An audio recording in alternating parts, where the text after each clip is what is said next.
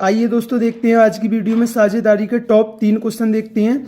और ये एक ही टाइप के तीनों क्वेश्चन हैं लेकिन इनमें हल्का हल्का सा अंतर है। तो चलते हैं टाइप के पहले क्वेश्चन पर। ए, बी और सी ने 1:4:4 के अनुपात में अपनी पूंजी लगाकर एक व्यवसाय शुरू किया। ये 3 साझेदार हैं, कौन कौन? ए, बी, सी। इन्होंने 1:4:4 के अनुपात में पूंजी लगाकर एक व्यवसाय शुरू किया। और वो क्या करता है, ए क्या करता है, प्रत्येक 3 माह के अंत में ए अपनी पूंजी को 2 गुना कर लेता है और बी अपनी पूंजी को आधा कर लेता है और सी अपनी पूंजी में कोई परिवर्तन नहीं करता है। और व्यापार कितने दिन के लिए चलता है? 1 वर्ष के लिए चलता है, यानी 12 महीने के लिए चलता है। अब उसने बोला प्रत्येक 3 माह के अंत में ए अपनी पूंजी को 2 गुना कर लेता है। 3 महीना के लिए 1 लगी रही, फिर इसने 2 गुनी कर ली। 1 का 2 गुना कितना होता है? 2। ये 3 महीने के लिए लगी रही। फिर 2 का दूना कितना हो गया? 4। फिर ये 3 महीने के लिए लगी रही। और 4 का दूना कितना होता है? 8। फिर ये 3 महीने के लिए लगी रही। अब ए तो क्या करता है, हर 3 महीने पर 2 गुनी कर लेता है।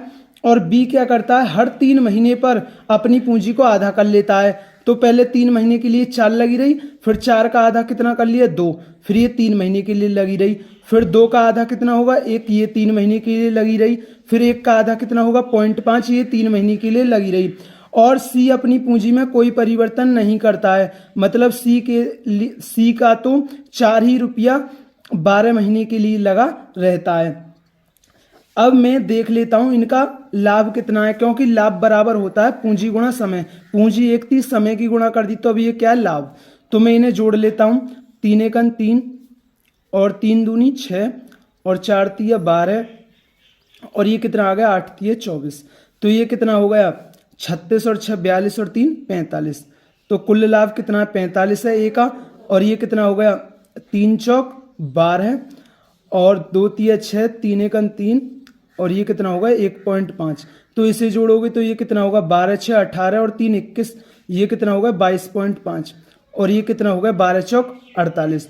अब हमसे उसने बोला है बी का हिस्सा कितना है? 4.5 लाख रुपये है। हमारे हिसाब से बी का हिस्सा कितना है? 22.5 है और उसके हिसाब से कितना है? 4.5 लाख रुपये है। अब उसने पूछा कुल लाभ, तो कुल लाभ कितना है? 8 और 2 10 और 5 15 का 5 हासिल 1 5 और 2 7 7 4 11।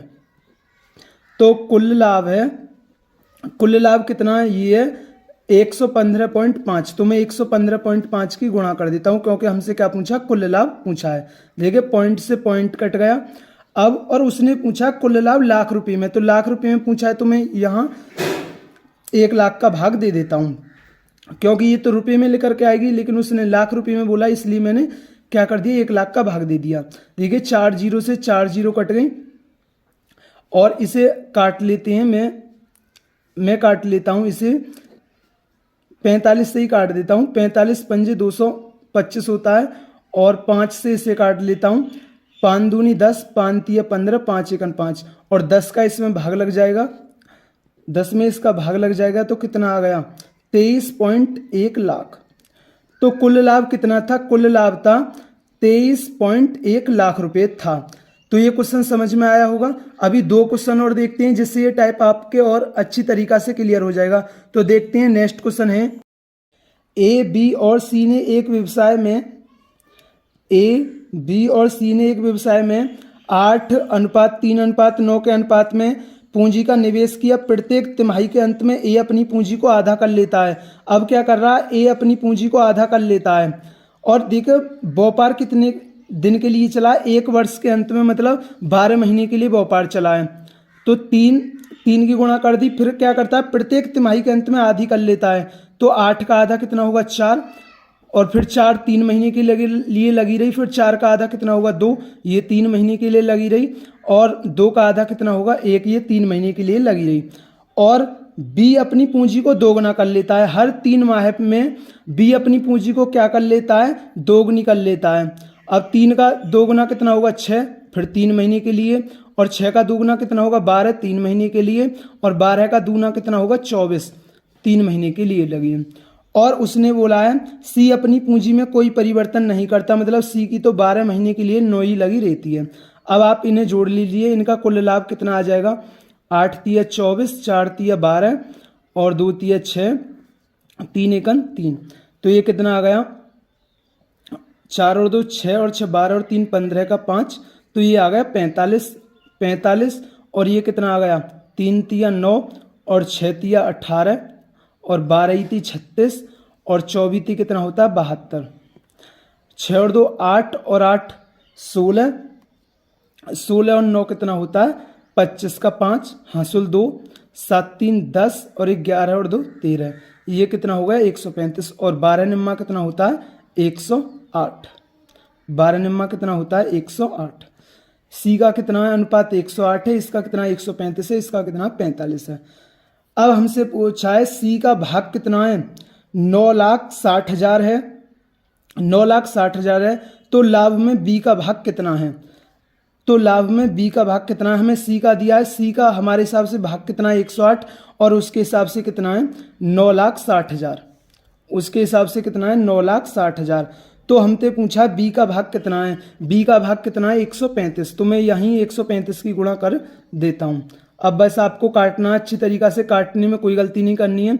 आप देखिए मैं 12 से काट देता हूँ, 12 निम्मा 108 और 12 अट्ठे 96 और 9 से काट दीजिए इसे, 9 एकन 9, अभी ये 4 जीरो तो बच रही हैं, 9 एकन इन 4 जीरो को और लगा लेता हूँ और 9 एकन 9 9 पंजे 45, तो 15 अट्ठा कितना होता है 120 और ये 4 जीरो तो कितना आ गया 4 जीरो, तो ये आ गया 12 लाख।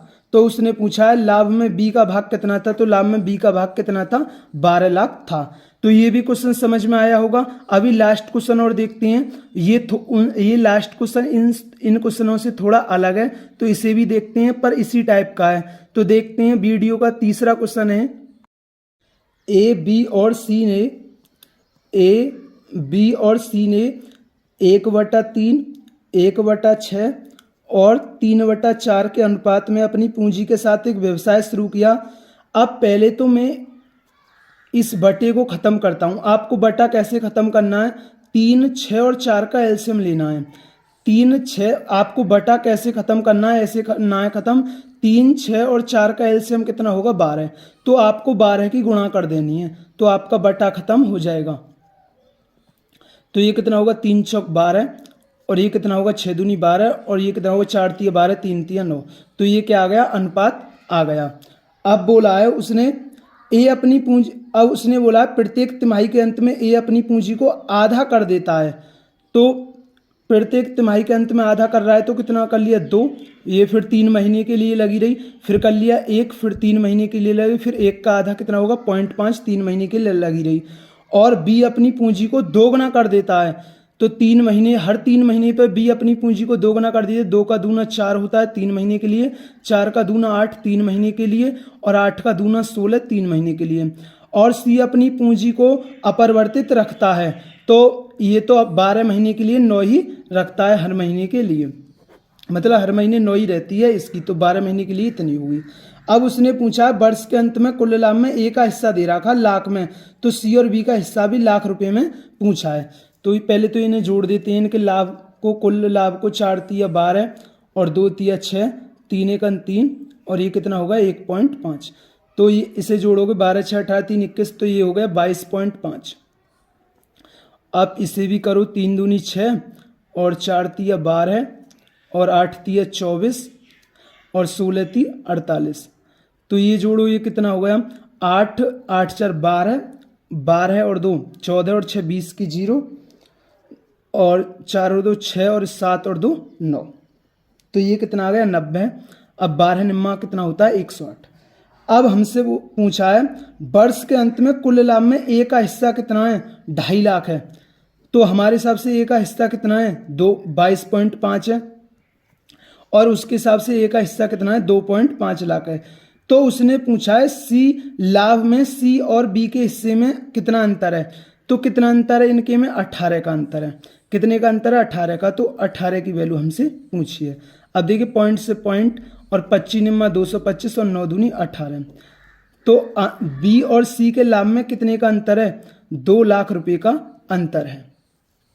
कितने का अंतर है 2 लाख रुपए का अंतर है।